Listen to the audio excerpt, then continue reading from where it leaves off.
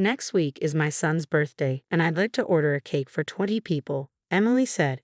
Hearing this, I fell silent. 20 servings isn't a typical request, but she must have known I couldn't refuse. Understood, I muttered softly. Emily smirked unpleasantly, but I was determined to have the last laugh. I clenched my fists, resolute not to let her have her way. My name is Rothy. I'm a regular housewife who works part-time at a local supermarket. My only son, Nicholas, graduated from college and found a job at a nearby company. We are a happy family living together harmoniously. However, there's one unpleasant person at my part-time job, Emily. Emily's father, Christopher, is an executive at the supermarket. She transferred here from a different company about 2 years ago. Despite being a full-time employee hired mid-career, us part-timers, including me, have been here longer. From the beginning, Emily has been arrogant, ignoring advice and guidance. Both the staff and part-timers are at their wits' end. About a year ago, a part-timer named Rachel confronted her. Emily, even if your dad's an executive, you're just an employee here. We part-timers are your seniors. You should speak respectfully and listen to our advice. I thought Rachel was amazing for saying what no one else would. However, soon after, Rachel was transferred to a location too far for her to commute, forcing her to resign. Everyone thought it was Emily's doing, but nobody dared to say it out loud. Since then, no one has opposed her. The supermarket where I've worked for a long time is more than just a job. It's a cherished place where I belong. I often hang out with my part-time colleagues, and apart from Emily, we have good relationships. Then one day, as I continued to work, hoping for these happy days to last, something happened. Mom, I'm thinking of getting married, Nicholas announced. My husband Dylan and I were overjoyed. Truth be told, I always wanted a daughter to go shopping with, have tea with, and share a mother-daughter relationship. But after Nicholas, we weren't blessed with more children, so that dream remained unfulfilled. I hoped that by getting along with Nicholas's wife, I could build such a relationship. What's she like? I eagerly asked. Nicholas seemed happy. She's a very kind girl. Her parents seem well established, like she comes from a good family. I'm still a bit worried if I'm good enough for her. That's wonderful. I'm excited to meet her, I replied. Her name is Emily, Nicholas continued. He often talked about her, saying Emily this and Emily that. She apparently attends cooking classes and is good at cooking. She seems to like sweets too. Hearing Nicholas talk about her made me happy. A week after Nicholas's news on the weekend, she was coming over to meet us. She arranged it to match my day off. Not being as skilled in cooking to impress someone who excels at it, I ordered pizza and prepared a cake for that day. Dylan and I waited at home for Nicholas to bring her over. Then the long-awaited doorbell rang. She's here, I announced, feeling a mix of excitement and apprehension. I rushed from the living room to the front door. We're back. Emily, this is Mom, Nicholas said. As I turned to the woman beside him, I froze in shock. Nice to meet you, I'm Emily. Hi, Emily. Right before me stood Emily, the very source of my troubles at my part-time supermarket job. You know my mom? Nicholas asked. I had no idea Nicholas's mom was you. Emily seemed equally surprised. Come in for now, please, I said, still shaken, inviting them inside. Leaving me at the entrance, Nicholas led Emily to the living room. Hearing them talk with Dylan, I took a deep breath to calm myself.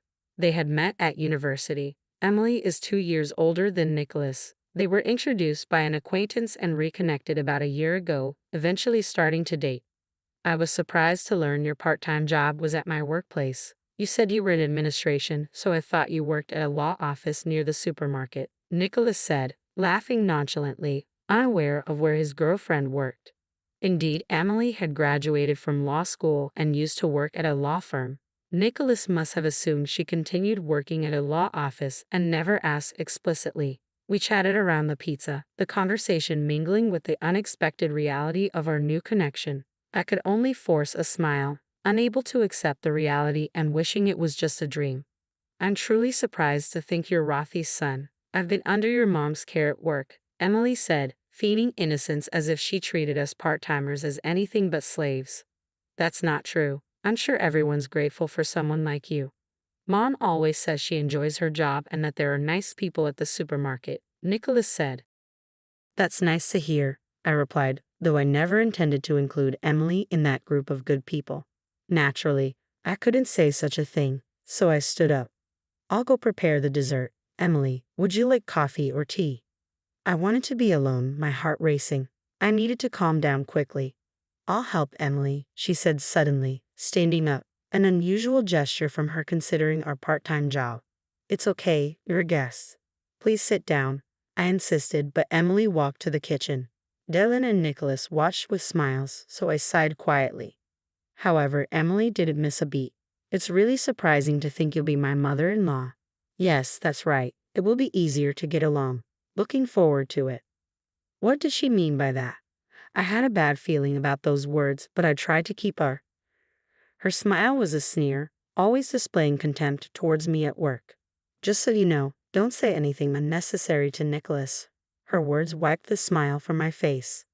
Emily knew. She knew she was disliked by us part-timers simply because I happened to be Nicholas's mom.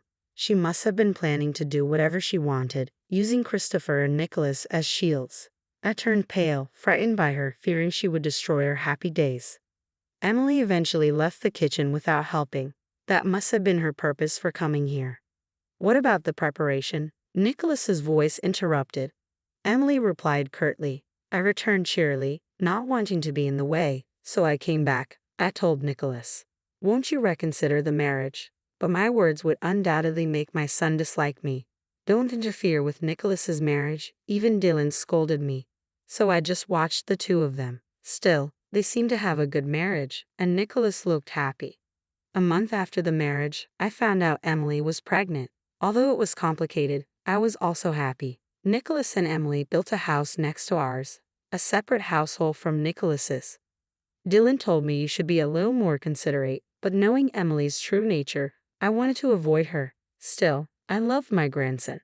His name was Ethan, a lively boy I rarely saw, but I looked forward to hearing his healthy cries.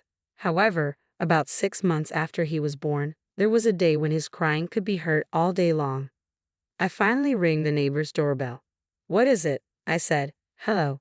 Probably because I was the one who called out. Emily, who seemed to have been asleep, came to the door. Knowing it was me, I was worried because Ethan had been crying non-stop.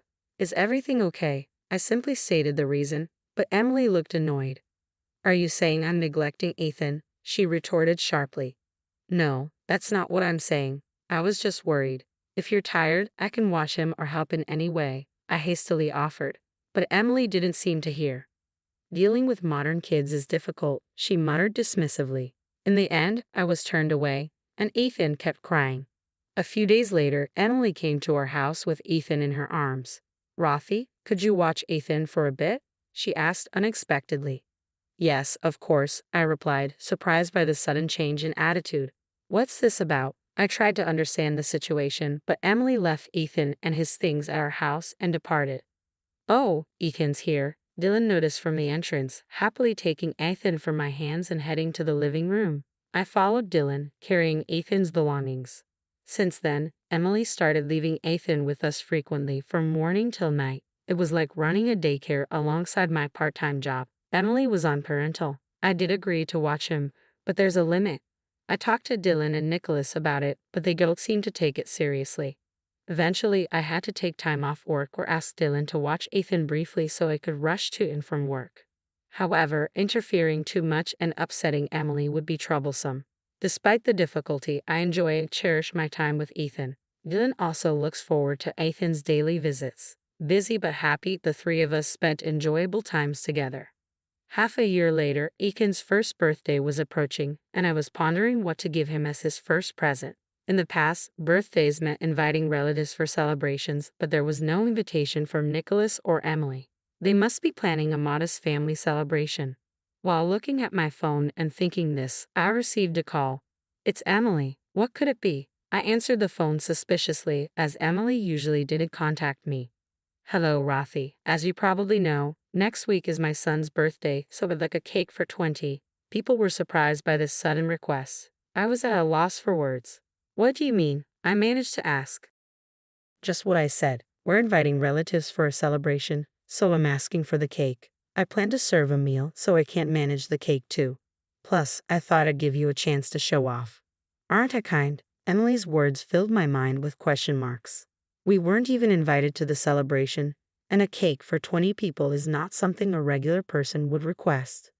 Emily's relatives, aunts, and uncles will be among the about 20 guests. Surely my employer at the supermarket and Emily's father-in-law, Christopher, will be there too, I thought, trying to make sense of the situation. I already told Dad that you will make the cake. It's a chance to show your good side. Who knows? You might get promoted to a full-time position, Emily said mockingly. I don't aspire to be a full-time employee, I replied quietly. As a part-timer, I shouldn't worry so much, but I couldn't forget Rachel, who was driven to resign. I told myself I must avoid being pushed into quitting. Emily's words are like knowing I couldn't refuse, knowing she was exploiting my weakness. Cakes are easy. I'm more experienced in cooking, so I'll give advice, she said presumptuously, more than I had anticipated. Reluctantly, I agreed. All right, but with 20 people, maybe you should reconsider serving individual portions or using a large platter, I suggested. Ha! I'm the senior here. I'm not asking for advice. And what do you mean, okay? Can't you speak more respectfully? Emily retorted sharply. What kind of person is she? I held back my words, muttering quietly, understood. I could imagine Emily's smirking face on the other end of the phone, my frustration seeping through. She probably planned to ridicule me by presenting her perfect full course alongside my poor cake. But I wouldn't let that happen. I made a decision. Of course, Ethan was the star. I wanted to make his first birthday memorable, even though he wouldn't remember it. I started planning the cake design and went to a baking supply store for ingredients. Though I felt forced, I was also excited. Emily seemed annoyed by my amateur excitement.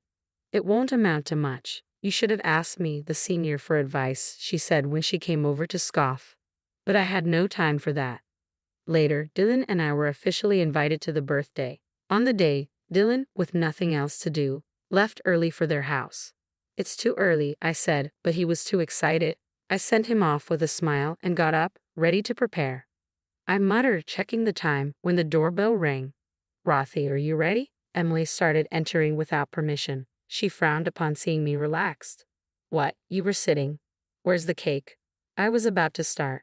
Don't worry, I'll bring it on time, I assured her. It was only 8:00 a.m., 4 hours until everyone arrived, but Emily was shocked. An amateur can't make a cake for 20 people in 4 hours, she ranted. I've been preparing perfect dishes since 4:00 a.m. Don't ruin the event. Okay, I get it. It's Ethan's birthday. I wouldn't do that, I snapped back, making her frown even more. Just make sure to bring the cake by 12:00 p.m. She left, snorting. Was she bragging about finishing her part? I laughed at her frustration, doing nothing until the door closed. Then, I started. I brought the genoise from another room to the kitchen. A cake for 20 people can't be baked in a home oven, so I had borrowed a friend's oven to bake the large dough. I decorated it with prepared cream and fruits, made Ethan's favorite cars from cookie dough, and by 11:00 a.m., I was satisfied with the finished cake. I hurriedly finished and called Nicholas to safely transport the cake. I left it in a cool place and headed to the room where everyone was gathering, the largest room in Nicholas's house. They planned to eventually build a wall here to divide the room and turn it into a children's room. It was a good opportunity for such an event, as we hadn't celebrated the new house with relatives before. Ethan, unsettled by the crowd, was crying with Nicholas holding him. Everyone smiled at little Ethan's discomfort. Then Emily, with her mother-in-law Olivia's help, proudly brought in her dishes. Here's the appetizer assortment, she announced, placing small plates in front of each guest. The presentation was indeed beautiful and well-crafted. However, by the time she finished serving everyone, the first plates needed clearing. Ethan was still crying, and Emily and Olivia were busy. I stood to help, but Christopher said, "You should sit, Rothy. We're supposed to be the guests." Indeed, I agreed and sat back down, but the situation looked tough. I took Ethan from Nicholas and suggested he help Emily. As soon as I held Ethan, he became happy and started laughing. Everyone was charmed by this, but Emily looked displeased. She couldn't treat me like a pawn anymore, especially after hearing Christopher's earlier words. Christopher had been attentive, asking me about my job and Emily. I couldn't tell him everything, but our conversation brought up Rachel, who had been forced to resign. Did he really do that? He didn't seem like such a person. The dishes served at intervals of 10 minutes each were somehow completed, But judging by the relatives' reactions, it didn't seem they were fully satisfied. No matter how confident Emily was in her cooking, she should have considered serving family-style dishes given the guests and situation. All the dishes are served.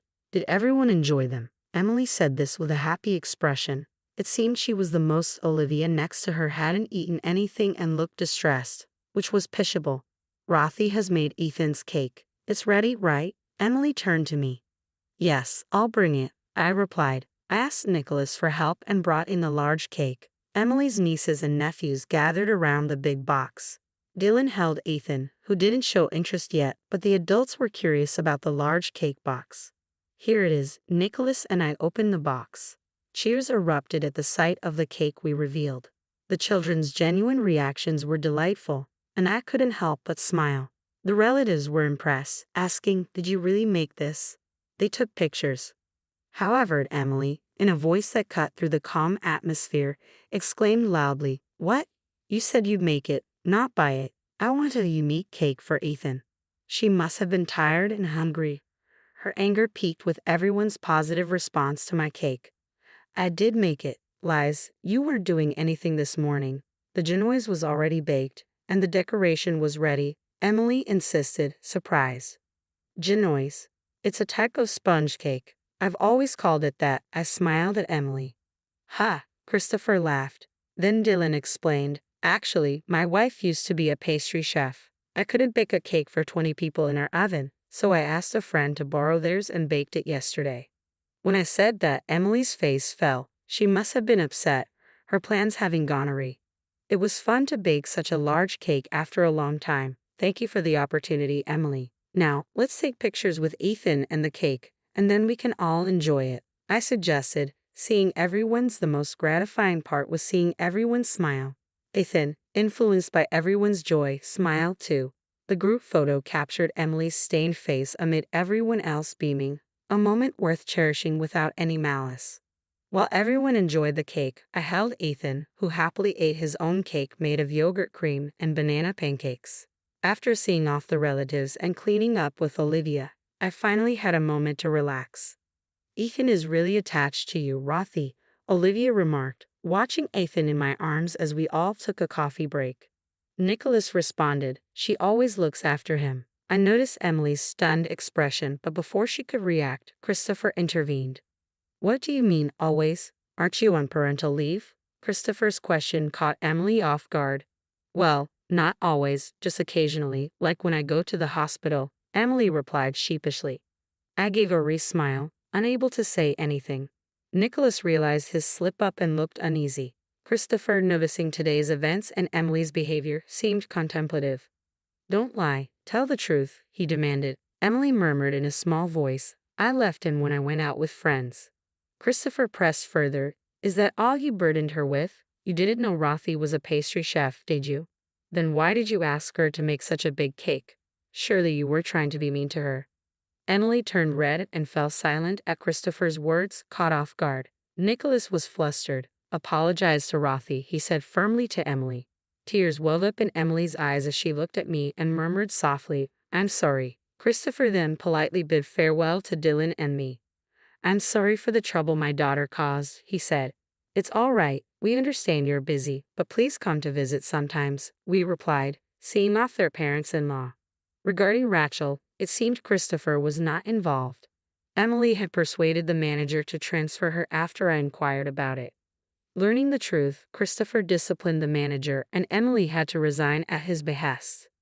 Christopher, angry at her for disgracing him, later visited the store where I worked to apologize. He indeed seems to be a responsible person. Since then, Emily has been respectful and no longer belittles people. She seems to genuinely care for Ethan.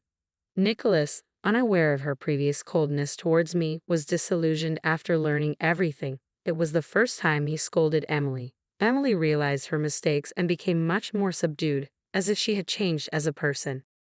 She probably had been acting as she pleased, misusing Christopher's influence and thinking herself important.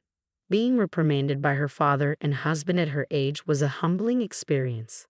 While I inwardly chuckled at this, I felt relieved. Looking at the photo from that day, I naturally continued my part-time job.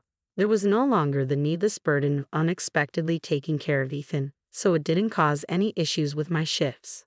I've been enjoying my time as usual, going out with my part-time colleagues. Emily's attitude has changed. She no longer behaves as before and has even asked me to teach her how to bake cakes. I was genuinely happy about this. While it's not the mother-daughter relationship I had dreamed of, I hope to gradually build a good relationship with my son's wife. I want us to become a family that celebrates and watches over